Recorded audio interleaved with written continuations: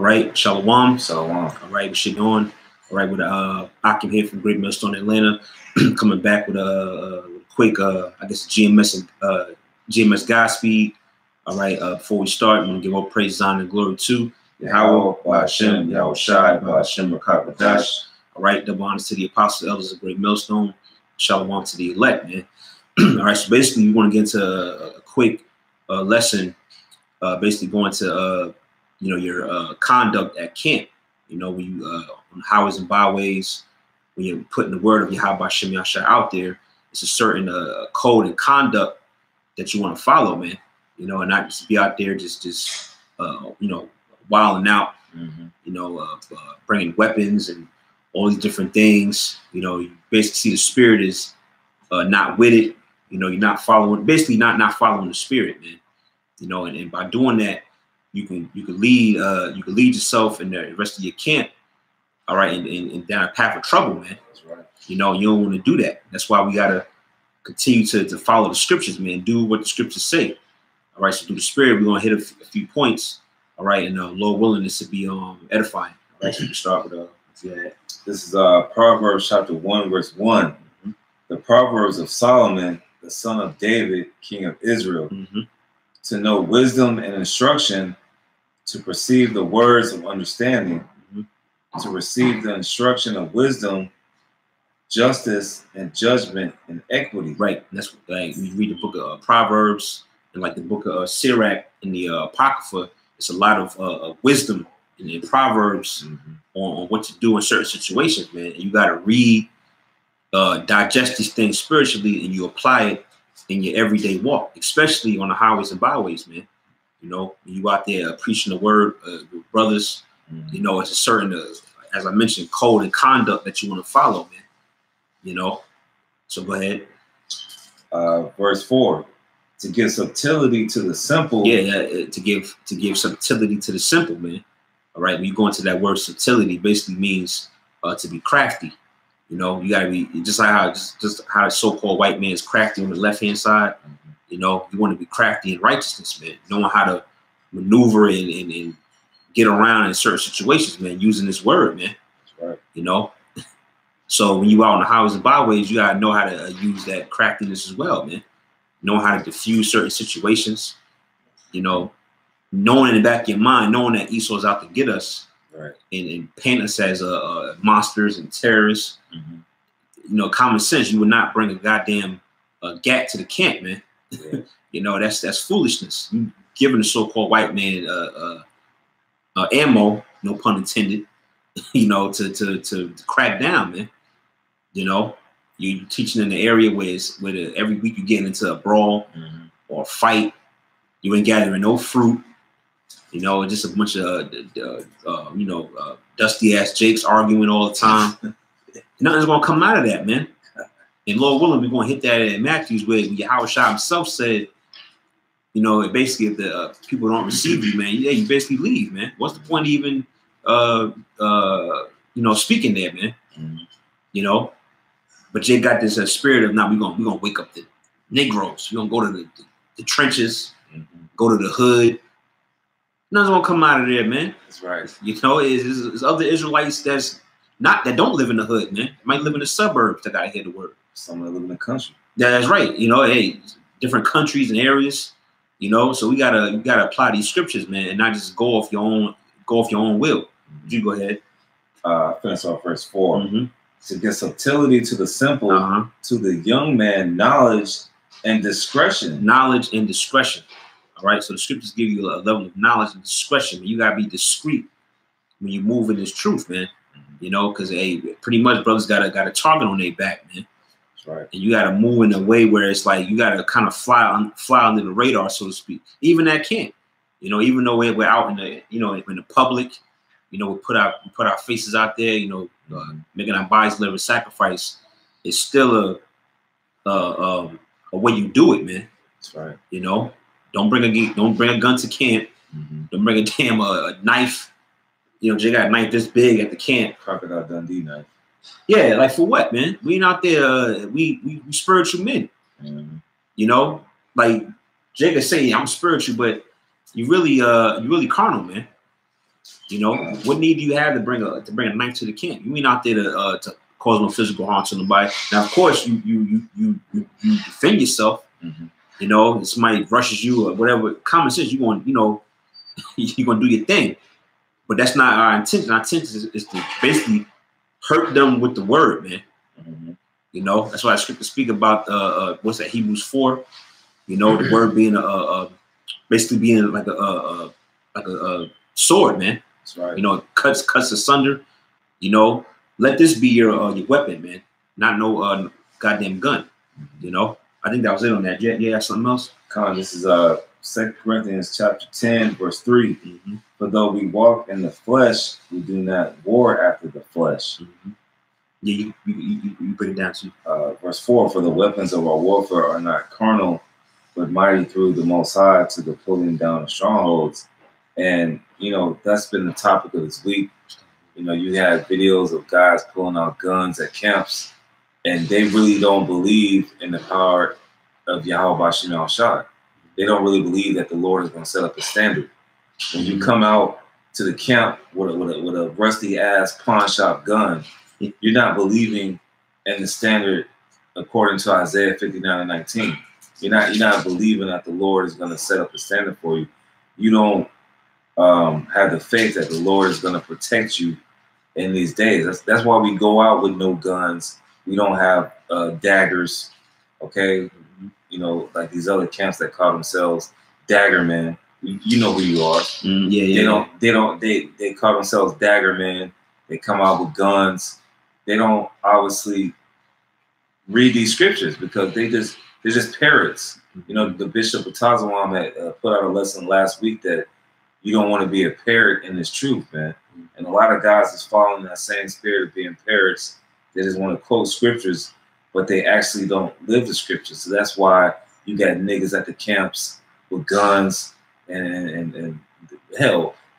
The scriptures say men shall wax worse and worse. You're gonna start to see these he-through niggerlights with AK-47s at the camps all of a sudden next. Yeah, because they don't have the spirit, man. You know. That's right. So verse 4 says, for the weapons of our warfare are not carnal, but mighty through the Most High to the pulling down of strongholds. And we're out there pulling down the strongholds of Christianity. We're even out there pulling down the strongholds of Esau, because you got these guys that say that we're trying to tap into Esau's blessings. Right. We're breaking down Esau's strongholds because we obviously we don't need guns to go out there. We're not the Black Panther movement, man.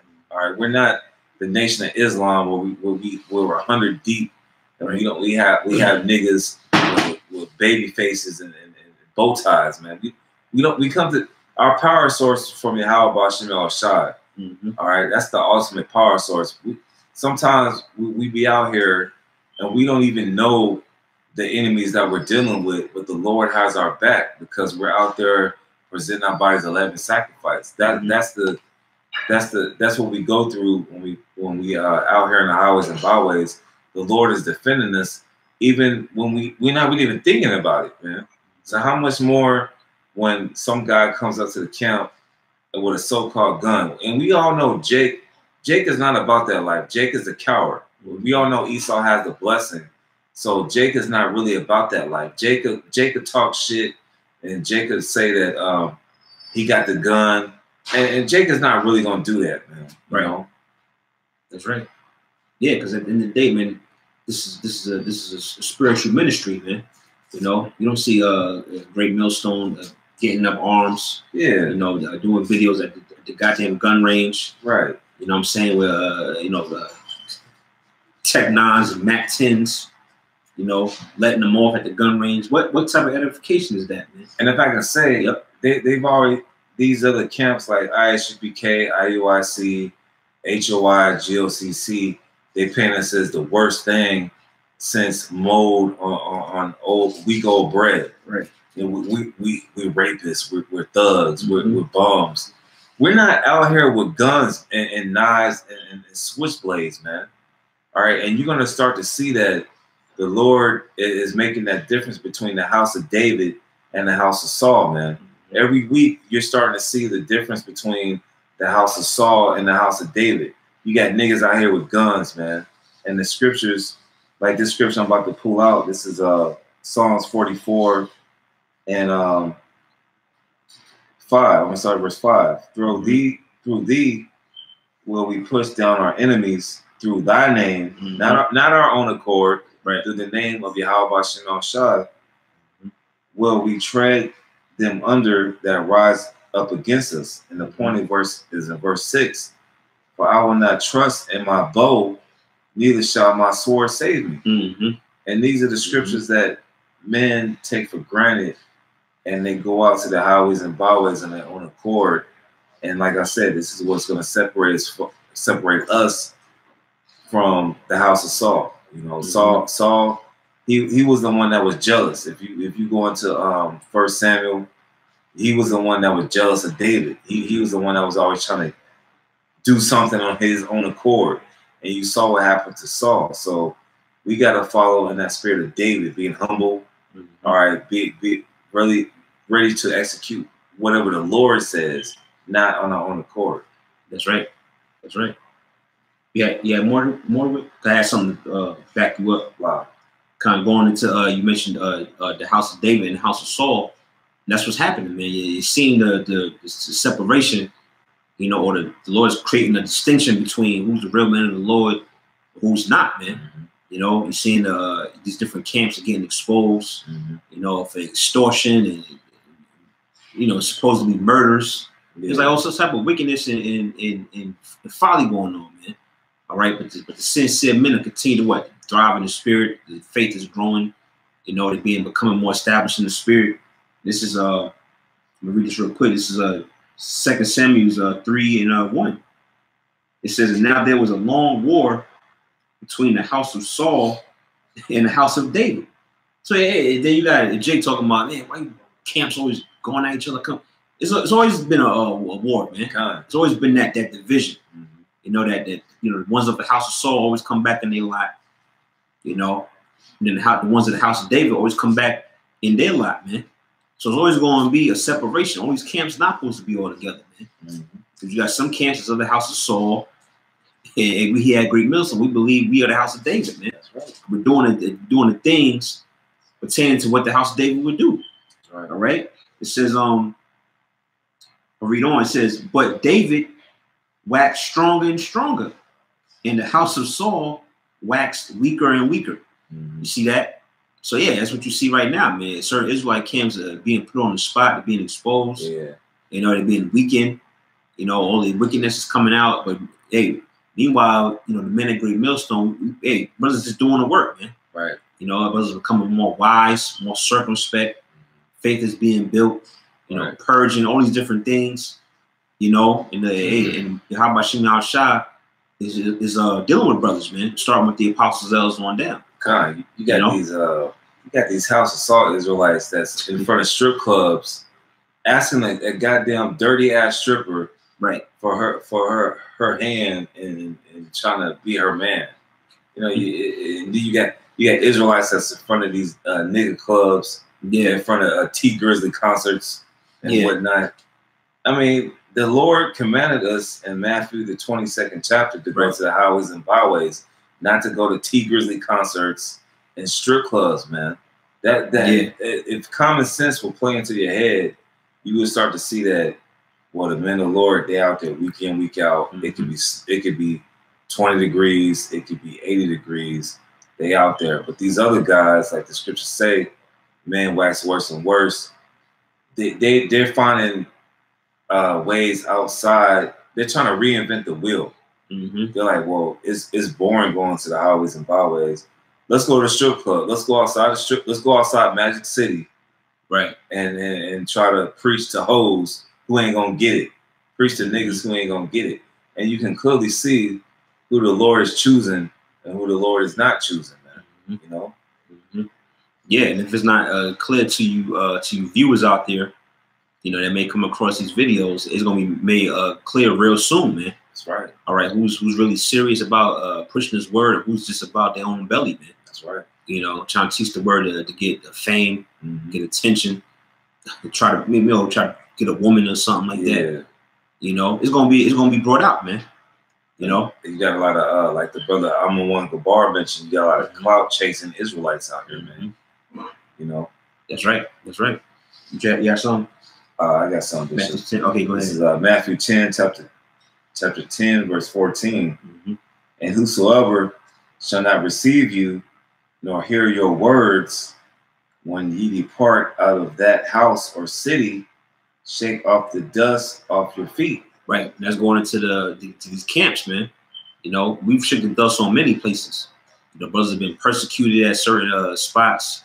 You know, you ain't got no fruit there. What's the point of staying, man? You shake the dust. You know, and we, GMS Atlanta, we shook the dust on 5 points. You know, which if you watch Israelite videos, you see a number of camps camping at that particular spot. But we've been shook the dust on that, man. Two years ago, something like that. Because we knew that, man, there's no fruit coming out of that, man. You know, all the brothers that joined the camp, they came off of YouTube, man. Ain't nobody from I'm listening, and they just joined the camp. So that's just an example of, man, if it ain't working, man, don't force the spirit.